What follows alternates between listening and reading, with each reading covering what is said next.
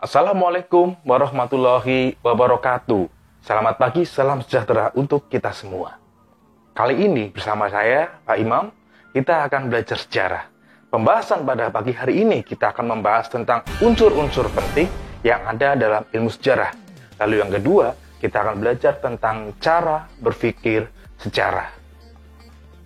Unsur-unsur penting dalam ilmu sejarah. Ada 3 unsur terpenting dalam ilmu sejarah. Yang pertama, manusia, ruang, dan waktu.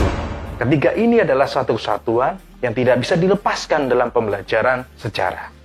Manusia adalah pelaku ataupun subjek dalam sebuah ilmu sejarah.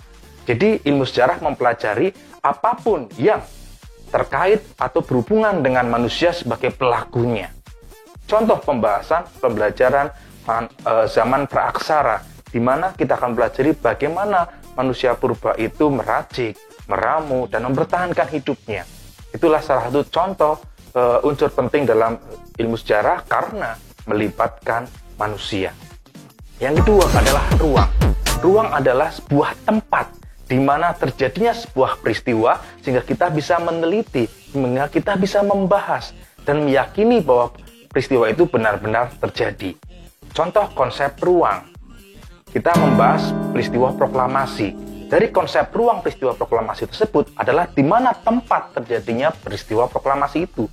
Ya, tempatnya adalah di rumah Insinyur Soekarno, Jalan Pegangsaan Timur, nomor 56, Jakarta. Itulah konsep ruang. Lalu berikutnya adalah waktu. Dan ruang dengan waktu tidak bisa dilepaskan, tidak bisa dipisahkan. Sebuah peristiwa pasti akan terikat dengan yang namanya waktu yang akan memberikan informasi terjadi pada kapan peristiwa itu terjadi. Jadi konsep ketiga unsur ini tidak bisa dilepaskan, melibatkan manusia dan peristiwa itu pasti terjadi pada suatu tempat dan terjadi pada kurun waktu tertentu.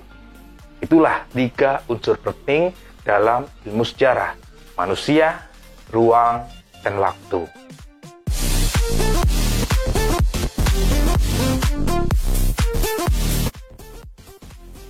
Berikutnya kita akan membahas tentang cara berpikir sejarah. Yang pertama adalah diakronik. Diakronik berasal dari kata di dan kronik. Di dalam artinya adalah melewati atau melampaui. Lalu kronik itu berasal dari kata kronos yang artinya waktu. Contoh pembahasan cara berpikir secara diakronik, kita membahas tentang Perang Diponegoro. Perang Diponegoro itu terjadi selama 5 tahun. Ya, dan kita akan membahas poin-poin terpenting dari setiap tahunnya. Ya, Perang Diponegoro berawal dari tahun 1825 sampai 1830. Dan yang akan kita bahas adalah peristiwa-peristiwa terpenting yang terjadi di setiap tahunnya. Jadi pemikiran diakronik itu adalah memanjang secara urutan waktu. Yang kita bahas hanya peristiwa-peristiwa pentingnya saja. Lalu sinkronis. Sinkronis itu berasal dari kata sin dan kronos. Sin berarti dengan dan kronos adalah waktu. Jadi cara berpikir sinkronis adalah mengungkap sebuah peristiwa sejarah dalam suatu waktu. Jadi kita hanya membahas dalam satu waktu, tapi kita membahas secara mendetail, secara mendalam dari sebuah peristiwa yang terjadi dalam kurun waktu itu. Contoh, peristiwa proklamasi. Kita membahas pada satu waktu itu, yaitu tanggal 17 Agustus tahun 1945.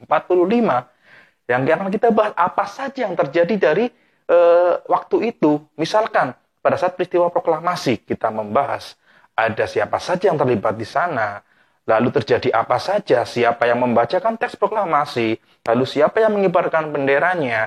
Jadi kita membahas dalam satu waktu, tapi secara mendalam, secara mendetail. Bahkan kita juga akan membahas bagaimana efeknya, lalu bagaimana latar belakangnya, yang akan membahas dalam satu poin peristiwa satu waktu itu. Dan tak jarang pada pembahasan sinkronis juga kita akan menggabungkan dari berbagai macam ilmu. Kita bisa menggali secara geografisnya, kita bisa menggali secara ekonomisnya, kita menggali dengan sosiologisnya, kita bisa menggabungkan berbagai macam ilmu untuk memahami atau mempelajari sejarah dalam waktu itu. Itulah cara berpikir sinkronik.